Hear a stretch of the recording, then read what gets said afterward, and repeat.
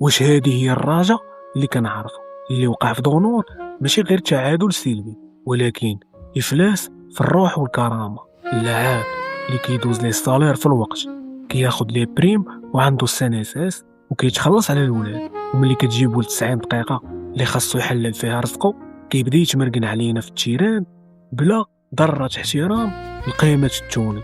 فاضلو في عوض ما يصحح المسار مورا نكسة مكناس، زاد غرق السفينة قرارات غريبة، كيفاش يلعب حليمي في بوست ماشي ديالو غير باش يلعب بوغرين، في الوقت اللي حليمي من أول ماتش ليه عطى إشارات أنه أحسن من بوغرين هجوميا، والميليو التيران ديال الراجا بان ضعيف بسبب هذا الاختيار. وزيد عليها في الشوط الثاني طلعنا بنفس البرود ونفس التيهان التكتيك، وهنا كيبان ضعف المدرب فاضلو، ماشي غير تكتيكيا ولكن عنده مشكل كبير في ضبط الفيستير.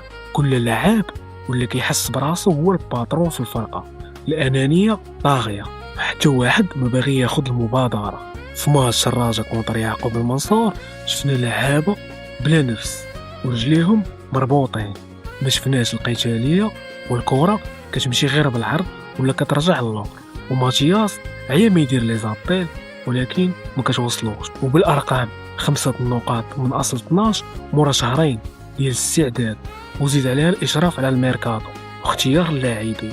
بهذا الريتم كيبان باللي الراجا بعيده كل البعد على شخصيه البطل. فوز واحد في كازا وتوهان برا الدار، هذه حصيله كارثيه ورساله لهذوك اللي كيبداو يبروا اللي ما كيتبراش وكيقولوا ما تنساش راه فلان ماركا لينا في ماتش اكس. كنقول لهم هذيك راه خدمته، اللعاب خاص يماركي في ماتش اكس و ايغريك و زد حيت كيتخلص على هذا الشيء. الجمهور كيضحي بوقته وفلوسه ومستقبله على قبل هذا الكيان بلا حتى مقابل، في الوقت اللي هما كيتخلصوا الملايين وما قادرينش يقدروا قيمه التوني.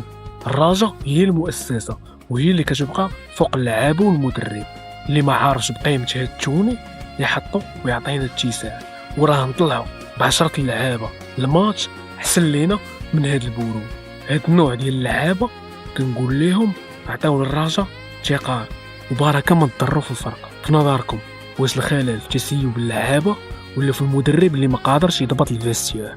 شغف وفراجه، حيت الرجاء ماشي غير كوره ولكن حكايه كتعاش.